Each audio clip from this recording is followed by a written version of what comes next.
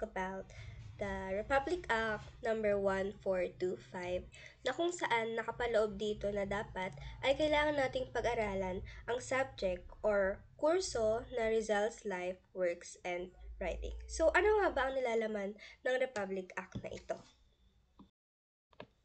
Ang Republic Act na ito ay proposed by Claro M. Recto and Jose P. Rizal na kung saan ay dapat lahat ng school, private man to or public, ay dapat na nagbibigay sila ng subject na ganun upang sa ganun ay mapag-aralan natin kung ano nga ba ang buhay ni Rizal noon at bakit siya sumikat at bakit ba natin ito kailangan. So, the importance of the Republic Act 1425 is, whereas today, more than any other period of our history, there is a need for a dedication to the ideals of freedom and nationalism for which our heroes lived and died. Whereas it is meet that in honoring them, particularly the national hero and patriot, Jose Rizal, we remember with special fondness and devotion their lives and works that have shaped the national character. So, ang mahalaga sa Republic Act na ito ay kung paano natin ah, kung paano natin i-handle ang mga current problems. Nakatutulong rin sa atin dito kung paano natin mas maunawaan natin ang ating mga sarili tayong mga Pilipino.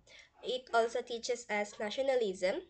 It provides various essential life lessons, and it serves a worthwhile inspiration to every Filipino. So matapos makamit ng Pilipinas ang kalayaan, habang muling binubuo ang pagkakakilanlan ng bansa, may unti-unting pangamba na bumalot sa isip ng mga pinuno na balang araw baka maghalo ang ningas ni Rizal sa puso ng kabataan. Upang ingatan ang apoy na iyon, noong 1956, dalawang senador na sina Rector at Laurel ay nagbuo ng isang batas na magsisilbing paalala at proteksyon.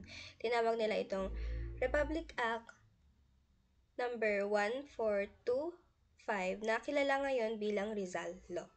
At ang batas na ito ay hindi lang batas utos, nakahabi ito na parang isang munting kwento, may mga section, bawat isa may sariling tungkulin. So, ang unang section ay ito yung puso ng bansa or yung the heart of the article.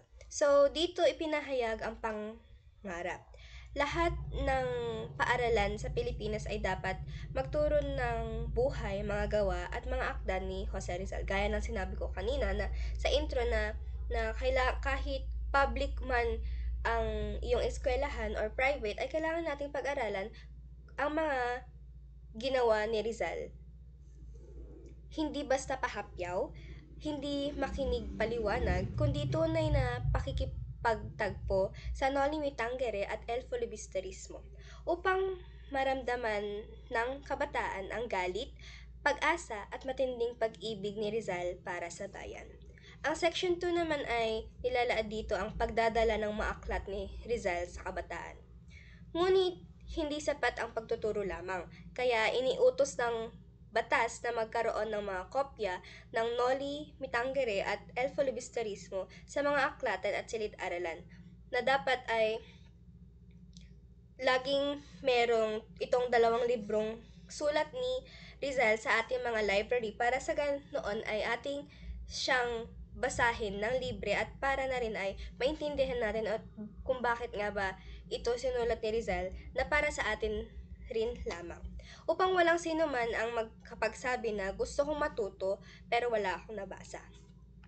Sa Section 3 naman ay dito sinasabi ang pondo para sa pag-alala. At dahil may halaga ang mga aklat, itinakda ang bahaging ito na maglaan ng pondo sa pamahalaan para sa pag-imprenta, pagbili at pamamahagi ng mga akda ni Rizal. Ito ay para masigurong hindi mabibigo ang pangarap na ito dahil lang sa kakulangan ng pera. So, dahil doon sa Section 3 ay sinabi dito na nagbigay sila ng pondo para sa ganun kahit papaano, gaano ka man kahirap, ay may knowings ka pa rin or parang may kaalaman ka pa rin sa kung anong ang meron sa Rizaldo na to or sa libro ni Rizal o pati na rin kay Rizal. At sa section 4 naman ay simula ang paghinga ng batas. Sa huli dito ibinigay ang hudyat kung kailan masisimulang umiral ang batas. Kung kailan muling maririnig sa mga silid-aralan ang talakayan tungkol kay Ibarra at Basilio, kung kailan makikita ng mga estudyante ang sarili nila sa mga linyang isinulat ni Rizal. Pwede rin dito yung palabas sa Pilipinas na kung saan ay pinakita dito or gaano ba ka-importante ang pag-aaral natin sa Noli Me Tangere na dapat natin pag-aralan ang sulat ni Rizal kahit anumang ang course mo. At dahil sa bawat bahagi nito na layunin, kagamitan at gabay ng Republic Act 1425 ay hindi na lamang batas na ipinasa sa Senado. Ito ay naging isang pangako. Pangakong sa bawat kabataang Pilipino, sa bawat henerasyon, ay makikilala si Rizal hindi lamang bilang rebulto o pista, kundi bilang isang tinig mula sa nakaraan, nagbabala, nagbibigay inspirasyon, at nagpapaalala kung sino tayo. So, ito ang tungkol sa Rizal Law o kaya naman ang Republic Act 1425. Thank you.